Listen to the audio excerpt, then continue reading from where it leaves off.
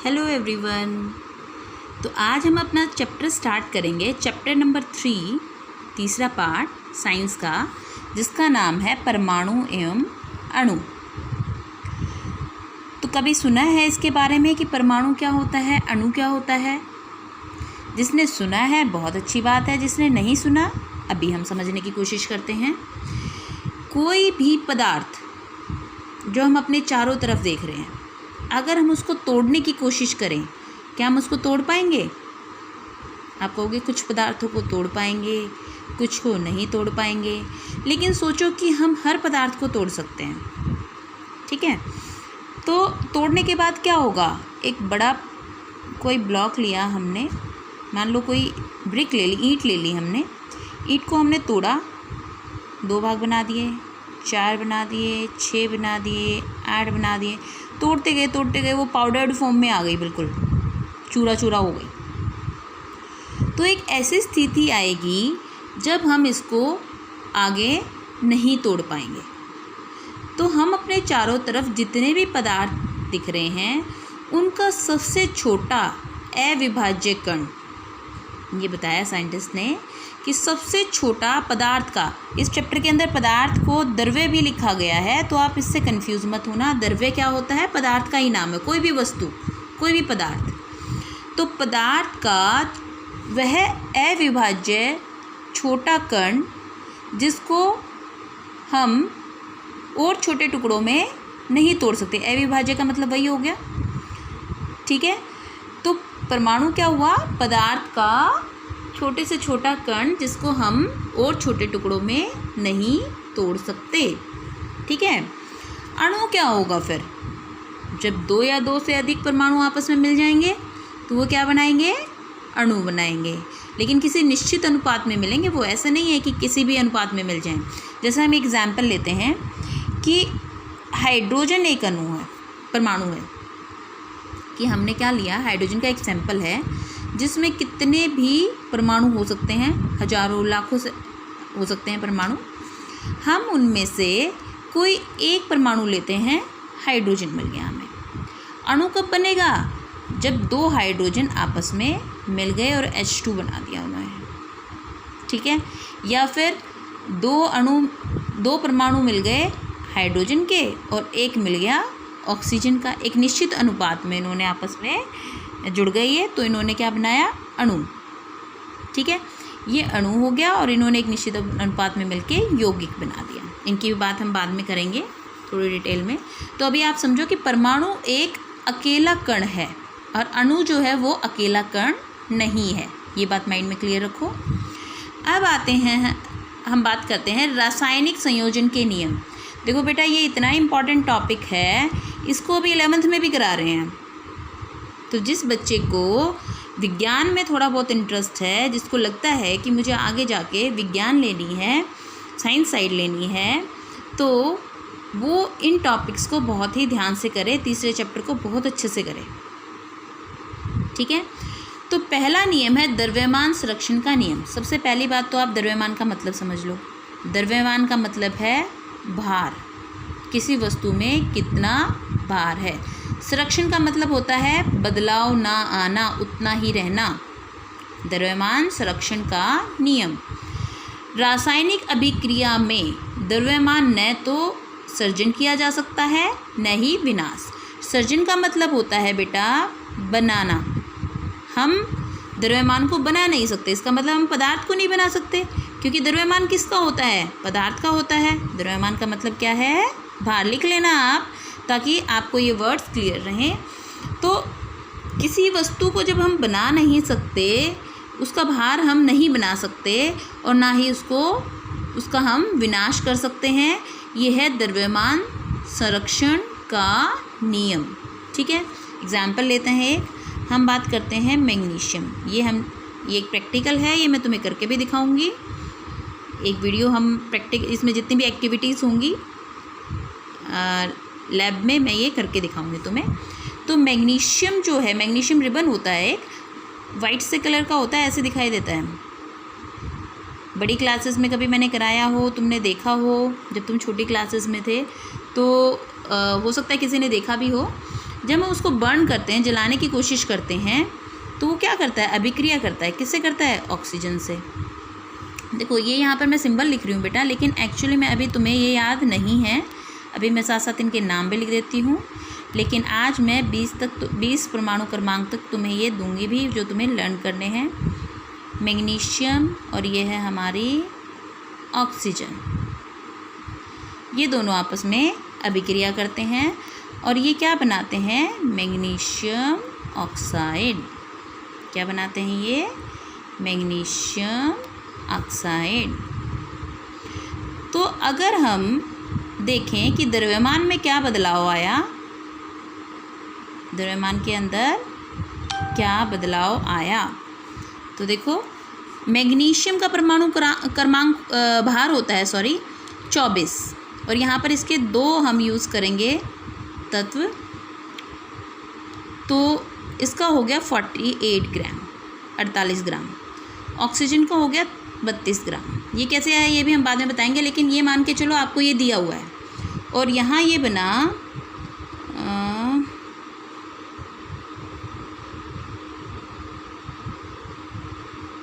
इतने ग्राम, 80 ग्राम।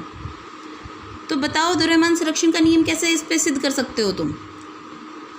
ये अभिक्रिया हुई है, अभिक्रिया से पहले था मैग्नीशियम और ऑक्सीजन, दोनों का कुल मिला के भार कितना था, प्लस कर लो, 80 हो गया दोनों का मिला के, और बाद में कितना बना, वो भी 80 बना। इसका मतलब ना तो नया द्रव्यमान बनाया गया, ना ही जो द्रव्यमान ऑलरेडी था उसको नष्ट किया गया। यही कहता है द्रव्यमान संरक्षण का नियम। समझ में आया बच्चों। अब हम दूसरे नियम की बात करते हैं, स्थिर अनुपात का नियम। इस नियम के अनुसार कोई भी यौगिक 2 या 2 से अधिक तत्वों से मिलके बनता है, निर्मित होता है। इस प्रकार प्राप्त यौगिकों में इन तत्वों का अनुपात स्थिर होता है। ध्यान से समझना, ये कहता है कि अगर हम कहें कोई एक यौगिक लें, मैंने अभी तुम्हें बताया था कि यौगिक कैसे बनते हैं, जब 2 या 2 से अधिक तत्व आपस में एक निश्चित अनुपात में अभिक्रिया करते हैं। जैसे हमने अभी मैग्नीशियम ऑक्साइड की बात की, उसी की बात कर लेते हैं, बल्कि उससे भी अच्छा एग्जाम्पल है जल। और आई थिंक इनका सूत्र भी तुम्हें पता होगा, ये होते हैं सूत्र H2O, मतलब कि हाइड्रोजन यहाँ पर 2 हैं और ऑक्सीजन 1 है, या मैग्नीशियम 1 है, ऑक्सीजन भी 1 है। तो मैंने इसका नाम लिख दिया मैग्नीशियम ऑक्साइड, मैग्नीशियम ऑक्साइड, और ये हो गया जल। तो अगर हम इसमें तत्वों का अनुपात देखें तो क्या होगा, हम पहले जल का लेते हैं। जल का अनुपात है 2, तो इसमें हाइड्रोजन है और 1 इसमें ऑक्सीजन है, तो अनुपात क्या हो गया, 2:1। और मैग्नीशियम ऑक्साइड का क्या है, 1:1, 1 मैग्नीशियम 1 ऑक्सीजन। ठीक है। तो चाहे हम जल किसी भी तरीके से लें, चाहे हम बारिश का जल लें, चाहे हम तालाब से जल लें, चाहे हम नदी से जल लें, सब में जो जल है उसका सूत्र क्या होगा, H2O, मतलब उसमें 2 तत्व हाइड्रोजन के होने चाहिए, 1 तत्व ऑक्सीजन का होना चाहिए। तो स्थिर अनुपात का नियम यही कहता है बेटा कि तत्व जो है किसी भी यौगिक में तत्वों का अनुपात जो है वो समान रहेगा। समझ में आया। ठीक है। एक द्रव्यमान संरक्षण के नियम का एक क्वेश्चन है जो मैंने तुम्हें होमवर्क में दिया भी है, उसको हम डिस्कस कर लेते हैं। पेज नंबर 36 पे ब्लू बॉक्स क्वेश्चन का पहला क्वेश्चन है, उसको अगर आप देखो वहाँ पर क्वेश्चन के अंदर दिया हुआ है कि 5.3 ग्राम सोडियम कार्बोनेट और 6 ग्राम एथेनोइक अम्ल आपस में अभिक्रिया कर रहे हैं, और अभिक्रिया करने के बाद क्या बना रहे हैं, सोडियम एथेनोएट 8.2 ग्राम बना रहे हैं, कार्बन डाइऑक्साइड 2.2 ग्राम और जल जो है 0.9 ग्राम। अब वो ये पूछना चाहता है कि बताओ ये द्रव्यमान संरक्षण नियम को कैसे एक्सप्लेन कर रहा है, कि ये द्रव्यमान संरक्षण नियम के अनुसार है या नहीं, क्या आप निकाल सकते हो इसको। देखो एक चीज़ और मैं क्लियर कर दूं कि ये जो एरो लिखा होता है ये एरो बताता है कि इसकी राइट हैंड साइड, सीधे हाथ की तरफ, हमारे उत्पाद हैं जो बने हैं बाद में, प्रोडक्ट्स, अभिक्रिया करने के बाद जो बने हैं। और जो लेफ्ट हैंड साइड है वो क्या है, अभिकारक, जो आपस में अभिक्रिया करते हैं, जो पहले से दिए हुए हैं। ठीक है, यहाँ पे स्पेस नहीं था इसलिए जो राइट हैंड साइड आना था वो मैंने नीचे लिख दिया। तो ये एरो बताता है कि ये हमारे बाद में बने हैं, ये हमारे पास पहले से थे। तो द्रव्यमान संरक्षण नियम कैसे प्रूव करोगे? जो पहले से थे उनका द्रव्यमान जोड़ लिया हमने, कितना आ गया, इसको और इसको जोड़ा 11.3, अभिक्रिया से पहले हमारे पास जो द्रव्यमान था वो था 11.3 ग्राम। अभिक्रिया के बाद जोड़ लो 8 to 10, 9 to 11, 11.3 अगेन।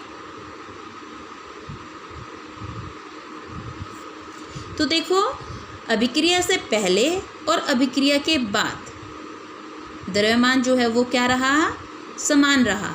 इसका मतलब ये किसके अनुसार है, द्रव्यमान संरक्षण नियम के अनुसार है। समझ में आया बच्चों? एनसीईआरटी में पेज नंबर 36 पे है ये क्वेश्चन, पहला क्वेश्चन। अब हम बात करते हैं डाल्टन का परमाणु सिद्धांत। ये एक नया नियम है, जॉन डाल्टन ने दिया था ये। इसने पॉइंट दिए थे बेटा, 6 पॉइंट हैं इसके, जो सिद्धांत हैं उसमें 6 पॉइंट हैं। पहले पॉइंट में उसने कहा वही बात जो हमने परमाणु की बात की थी, सभी द्रव्य परमाणुओं से निर्मित हैं। मतलब कि कोई भी पदार्थ है, मैंने बताया था द्रव्य किसके लिए है, पदार्थ के लिए। अपने चारों तरफ नज़र दौड़ाओ, जो भी चीज़ दिखाई दे रही है वो द्रव्य है। ठीक है, ये वो द्रव्य नहीं बात कर रहे हम जो होता है ठोस, द्रव और गैस, उसकी बात नहीं कर रहे। ये द्रव्य मतलब पदार्थ। तो सभी द्रव्य परमाणुओं से मिलके बने हुए हैं, छोटे छोटे कणों से मिलके बने हुए हैं, जिनको क्या कहते हैं, परमाणु। दूसरा पॉइंट कहता है परमाणु अविभाज्य। अविभाज्य का मतलब जिसको विभाजित नहीं किया जा सकता। यहाँ से डेफिनेशन भी आ गई इसकी।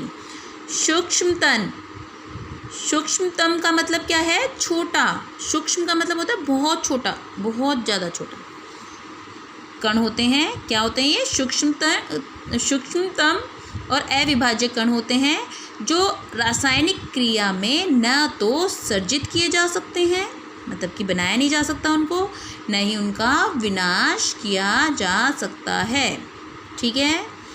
तीसरा पॉइंट कह रहा है बच्चों, दिए गए तत्व के सभी परमाणुओं का द्रव्यमान एवं रासायनिक गुणधर्म समान होता है। इस पॉइंट को समझो ध्यान से कि मान लो मुझे एक सैंपल दिया है जिसमें हाइड्रोजन के 50 परमाणु हैं।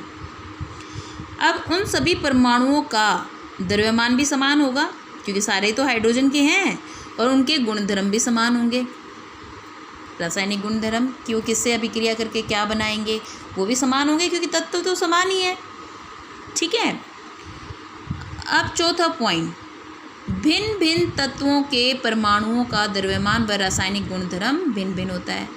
ऑब्वियस सी बात है कि अगर मैं कहूँ एक मैंने ले लिया हाइड्रोजन, एक मैंने ले लिया कार्बन। अब हाइड्रोजन अलग है और कार्बन अलग है, दोनों अलग अलग हैं, तो उनके गुणधर्म भी अलग होंगे, उनका द्रव्यमान भी अलग अलग होगा। पांचवा पॉइंट, भिन्न भिन्न तत्वों के परमाणु छोटी पूर्ण संख्या में संयोग करके यौगिक बनाते हैं। ये भी हम बात पहले कर चुके हैं। तो डाल्टन ने क्या किया, जितने भी पहले के पॉइंट्स थे उन सबको इकट्ठे लिख दिया, ये उसकी थ्योरी हो गई। भिन्न भिन्न तत्वों के परमाणु मतलब जो अभी हम बात कर रहे थे कि अलग अलग तत्वों के परमाणु जैसे हाइड्रोजन और ऑक्सीजन आपस में संयोग करते हैं, संयोग करके क्या बनाते हैं, यौगिक बनाते हैं। लेकिन क्या वो ऐसे ही कर लेंगे, नहीं, वो किसी छोटी पूर्ण संख्या में संयोग करेंगे, कोई अनुपात होगा उनका। जैसे अभी हमने कहा जल में अनुपात होता है H2O, अगर वो अनुपात हो जाए 1:1 का, H2O2 बना दें, तो क्या ये भी जल है, नहीं, ये जल नहीं है, ये है हाइड्रोजन पेरोक्साइड। ठीक है। किसी भी यौगिक में परमाणुओं के सापेक्ष संख्या एवं प्रकार निश्चित होती है। ये बात यही कह रहा है कि अगर हम जल की बात कर रहे हैं तो उसमें परमाणुओं की सापेक्ष मतलब आपस में जो हम कंपेयर करें कि ये 2 हैं और ये 1 है, अनुपात है 2:1 का, तो ये निश्चित है कि भाई जल होगा तो अनुपात यही होगा। अगर अनुपात आ गया 2 इसके तत्व हैं, 2 इसके तत्व हैं, कट जाते हैं, अनुपात क्या आया 1:1। अगर अनुपात 1:1 है तो वो जल नहीं है, वो क्या है हाइड्रोजन पेरोक्साइड। समझ में आया बच्चों? तो ये 6 पॉइंट थे डाल्टन के, और इसी पे बेस्ड हमारे ब्लू बॉक्स क्वेश्चंस भी हैं जो आज होमवर्क में हैं। आज का होमवर्क तुम्हारा है पेज नंबर 36 पे 4 क्वेश्चंस हैं। पहला क्वेश्चन हम डिस्कस कर चुके हैं, दूसरा क्वेश्चन अभी डिस्कस कर लेते हैं। ये चारों क्वेश्चन आपको करने हैं, और एक एनसीईआरटी बैक एक्सरसाइज में क्वेश्चन नंबर 2 आपको करना है। ठीक है, क्वेश्चन नंबर 2 में भी वो द्रव्यमान संरक्षण नियम के अनुसार ही है, उसको ध्यान से देखना, नहीं आए तो मुझे बताना। क्वेश्चन नंबर 2 देखो, ध्यान से समझना। उन्होंने कहा कि हाइड्रोजन और ऑक्सीजन जो है ना, वो 1:8 में आपस में संयोग कर रहे हैं, लेकिन किस में? द्रव्यमान में। मतलब कि हाइड्रोजन का 1 ग्राम है तो ऑक्सीजन के 8 ग्राम उसके साथ अभिक्रिया कर रहे हैं, तब जल बन रहा है। तो बताओ, अगर हम हाइड्रोजन को 3 ग्राम कर दें तो कितने ऑक्सीजन चाहिएंगे? जब हाइड्रोजन 1 ग्राम है तो 8 ग्राम चाहिए ऑक्सीजन। जब हाइड्रोजन 3 ग्राम हो जाएगा तो 8 गुना 3 ग्राम चाहिए, मतलब कि 24 ग्राम। समझ में आया?